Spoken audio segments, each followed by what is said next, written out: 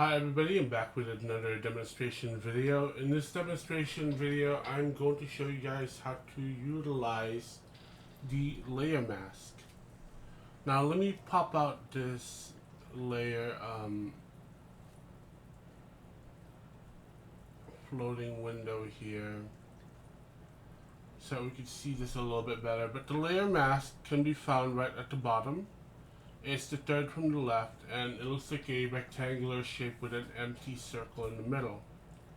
So what you can do with the layer mask is to basically help you composite in Photoshop, help you sort of isolate things. And in this video, I'm going to show you guys how to use the layer mask instead of using an eraser to sort of hide things as you work in Photoshop. Namely, let's say the line art. Let's say you did a line art initially and then you start painting in layers underneath it. But then as you go on, maybe you want to hide certain parts of the line art so that you can see it better and you can kind of get a better overall look into your illustration without having the line art there in your face. Now, of course, you can always turn it off and on as you work, so you can take a look at, like, see where you're painting. But what I like to do is to use the layer mask to sort of erase those lines as I work. So, again, you could definitely use the eraser. You can just take the eraser and you can just erase it as you go. Like, let's say I'm painting, I'll paint underneath and then erase it as I'm going. Oops, no, that's the layer I want. Erase it as I'm going. But once you do that, once you use the eraser, you're basically just erasing it out of existence already. In order to bring it back, you have to go back in history or Command Z up to the point that, up to the point where you want to change something. And that's really cumbersome. It's not a good way of working. So what you want to do is to use the layer mask. Alright, so let me explain the layer mask a little bit. The layer mask, like a lot of masking tools, uses black and white to basically make things invisible or visible within the layer. So let me show you that. So using this line art, so this is the line art I want, or the layer that I want affected. I'm going to head down to the layer mask. Again, it's third from the left. Click on it. So once you click on it, a layer mask window is going to show up, or a thumbnail is going to show up right next to the actual layer that you're working with. In this case, it's the line art. So if I go and click on the line art here, I can make any changes I want. So let's say I want to go back in there, click on that line art within the window, the thumbnail in the window, and let's say I'll just put some kind of thing that we could erase later. So there. So now it's a part of the illustration. But let's say as I'm working, I want to take it out so that I can see how I'm doing something without permanently erasing it. So what I want to do is click on that layer mask. So make sure that's highlighted. I tend to go back, actually lower the opacity just so that I can see a little bit through it, and then go back to my layer mask. So let's say I'm painting along. Zoom in. Let me take my brush, turn on my opacity toggle, and let me create a brand new layer so I can sort of start adding highlights in here.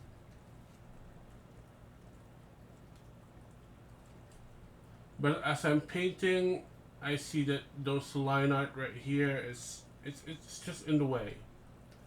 So again, you can always turn it off and on as you're painting, but maybe you want that a little bit more out of the way in this area compared to the rest of the area because you're still working on it.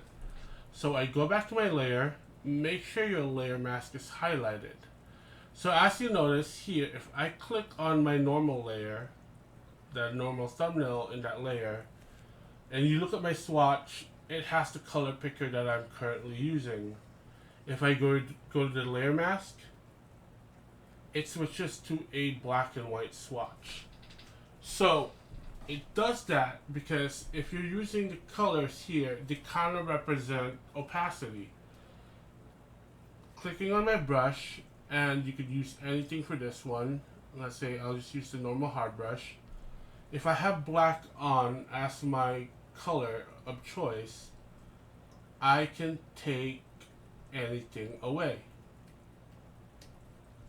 So, and you can see here, I pretty much marked up the layer, and you can see where I painted that black onto that layer. So this thumbnail right here just shows you the preview of what you're actually doing. So as I'm painting, I'll use black, and it will automatically switch to a black and white swatch. Use black to take away the line art, and then you could go back down to the normal layer and continue painting. And once you go back to the normal layer, you can choose the colors once again, right?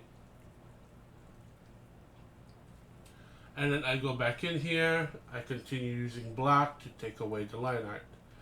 Now again, this is a really smart way of doing something or erasing something instead of using the erase tool to permanently take something out. Again, I'll explain it. If you use the erase tool, you're permanently pretty much taking it away until you use history to go back in time to undo something. With this one, you could hide things using black, and if you switch back to white, you can bring back the things that you've hidden. So let's say I want to bring that line art back, then you can bring it back. You're basically erasing away the black areas to bring back the line art that you've hidden from view. So switch, black, take away, white, brings back. Now, if you use the pen pressure with the opacity toggle, then you can sort of take stuff away in increments. Like, see how I'm here? You can see only part of it is being taken away. That's because I'm using the pen pressure, the brush, to basically take away a percentage rather than pressing it the hardest and taking it away fully. Now, this also works with transparency, the way that you press on the brush, or use any other value in between black and white. So if I turn off, let's say my opacity toggle, and I turn off my pen pressure, then I could go to the swatch, I could click on, let's say, a light gray, and if I press hard enough, that's the percentage that's going to either be taken out or brought back in. So black takes away, white brings everything back within this layer, so the target layer is this, white takes it away, and then everything in between, the various grays and values, gray values, those are they pretty much just represent various transparency. You can also achieve that by using the pen pressure to press as slightly as you want. Let's say I go back to pure black. You can press make sure the pen pressure is on. Press it as light as you want, or as hard as you want. Now from here, you can then right click on it. When you right click on the layer mask, it gives you options of what you want to do. You can disable it. Basically, you turn it off and you disable the masking tool, and it brings it back to its original state. You can enable it. You could simply delete the layer mask if you'd like. You can apply it, basically making the change permanent.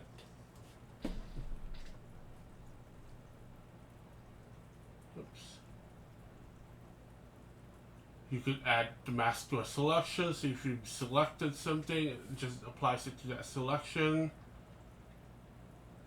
And you could click on mask option to give you more option. So there's so many things you could do. You could just take it. Oh, where did it go? Sorry guys, my mouse is sort of acting up a little bit here. Okay, there you go. Just grab it, toss it in the trash, and it asks you want to delete it or apply it. Let's say delete it, then it's gone. The great thing about this is if you go back to the original thing, you can click on it again and you can apply another set of layer mask on top of it. So that's really, really cool. Now, layer mask doesn't just allow you to hide and show line art. It also allows you to, as I mentioned earlier, composite. You can composite. You can add effects using the layer mask so that you can isolate things within the composition. So let me show you a few of those uses right here. So let me disable this layer. Let me actually turn off the whole layer here. Actually, let me throw it away so that it won't be so cluttered. But here I have the thing that is made, turn it off. And then we have our layer, our subject, and our background. So let's say I'm going to apply a couple of things here. We talked in length about blending modes. So let's use a couple of things to create blending mode. So let's say I want to bump up that light. Let me use a soft brush with a round soft brush. Again guys, use hard brushes to render. As you can see here, everything here is a hard brush, even the texture brushes. It allows you to control your brush a lot better than you would with a softer edge brush like this, the fuzzy brush. Those brushes I tend to just use for special effects or adding some type of lighting into a composition. Alright, so here, let me see that. Let me choose a nice warm yellow. Let me set this layer to overlay and let's see what happens. See how nice that is?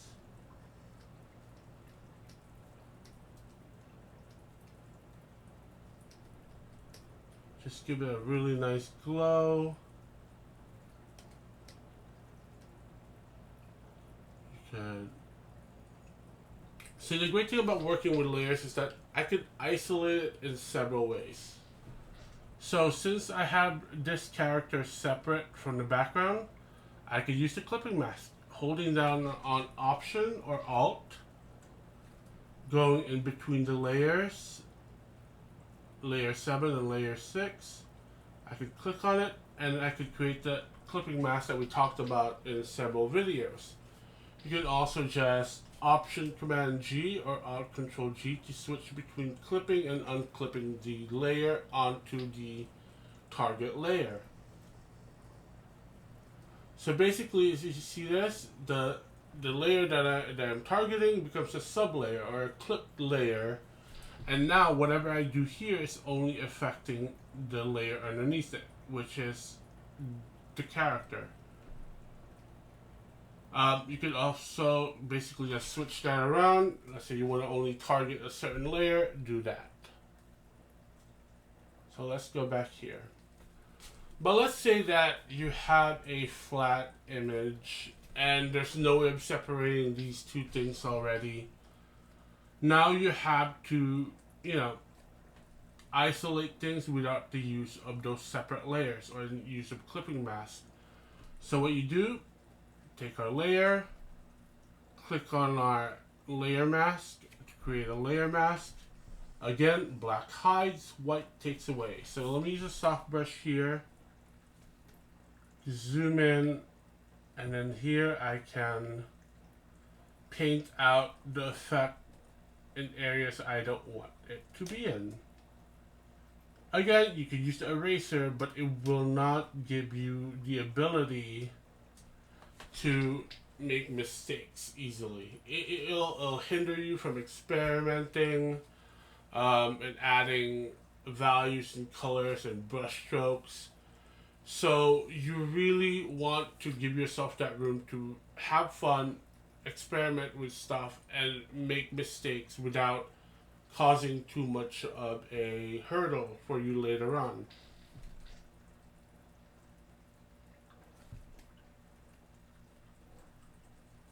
There you go.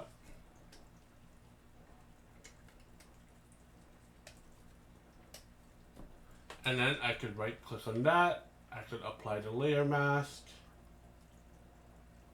And you have yourself a more intimate layer. You could also not apply everything until the very end. You could keep it like this so that just in case you need to change something, you can always go back to it and change something. Another thing you could do, not just with that, is to use some of the adjustment layers. The adjustment layers is pretty much the same thing as what you'd find under image adjustments right here. It's the same thing, except it allows you to be a little bit more free with some of those effects. Because if you use image adjustment, let's say, let's go here, and let's go to image adjustments. Let's say I'll set it to color balance, and see, it won't let you do it. That's because you need to do it on the exact layer. So if I want to change the colors for this, I'd have to flatten everything up, go to image adjustments, and then color balance. And that's the only way you can adjust stuff through the menu bar here. Now, if you want to, again, give yourself a little bit more room to make mistakes and really experiment, you want to create a brand new layer. In fact, you don't even have to. It'll kind of automatically do it. But I could click on this middle toggle here. It's basically looks like a black and white cookie. Click on that, and you can see basically almost the same amount of submenus as you find up here. But this time, if I go to color balance, click on it, it'll pop up a brand new window, and it will automatically create a layer mask with the effect onto here. So let's say I'll do this, I'll change the colors around, and I'm done. So since it's on a separate layer, you can basically turn it off and on. You can lower the opacity. You can set a blending mode to it. So you can do way more stuff by using this toggle right over here. You can throw it away if you don't like it, and so on and so forth. Another cool thing about that, you can use a layer mask on it. Actually, it already has a layer mask, but if I use the black brush, again, takes it away, I could then, sort of take away that effect and keep everything around it pretty intact. Now let's say, oh darn it, I wanted to be a little bit more intricate in that line. Switch to white. I'll use a hard brush here, and then you could bring back that effect. So there's so many things you can do with the layer mask. So you could create your own layer mask, or if you choose an adjustment fill or adjustment layer, it'll automatically create that layer mask for you.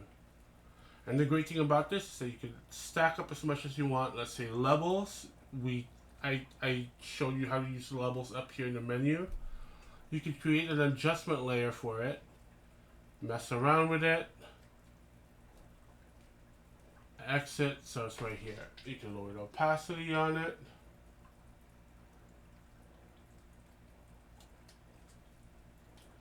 Turn it off and on, throw it away. So there's so many things that you can do with it. It's really, really helpful, especially if you are working on a really intricate painting.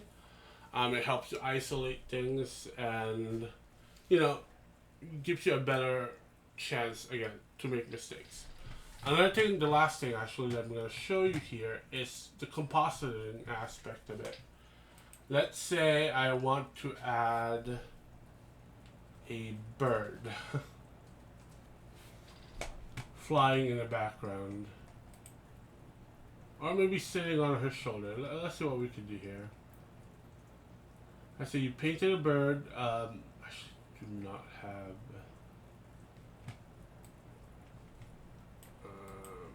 This is just for an example, so it's not super exact. But I'm gonna take an image, just drop it in place.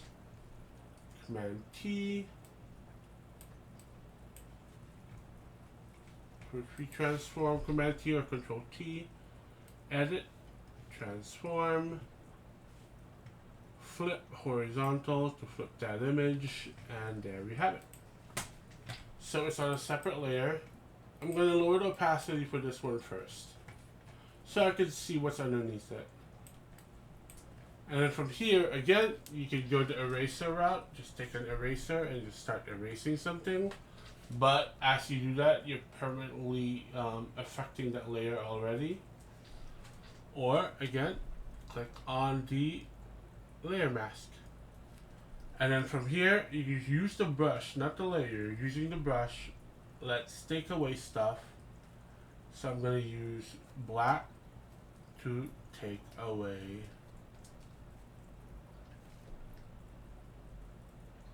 parts of the image. And okay, as you can see here, I made a mistake. Switch back to white. Let's bring that edge back, and then you can do it all over again.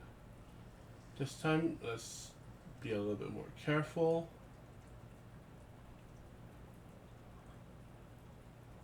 Now, there are other tools out here like content aware and auto selection, but traditionally, or at least from what I've learned, this is probably the best way to do it, because you can control how clean those edges are going to be, compared to using like the magic wand tool or an auto select, because sometimes those just kind of figure stuff out. At least with this, you're learning how to practice the brush, and all that good stuff. So again, you can use the magic wand tool too.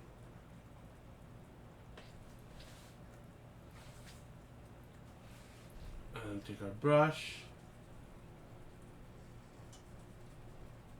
Magic wand tool is great. It helps you auto select stuff. You can also use, let's see, there's a magic wand. Select subject. So, let's see. Select subject. This works here. There you go. Select subject is really good too. So a really quick masking. Oh, I have to invert that. Option Command I, or Alt or no, Shift Command I, or Shift Control I to switch the selection.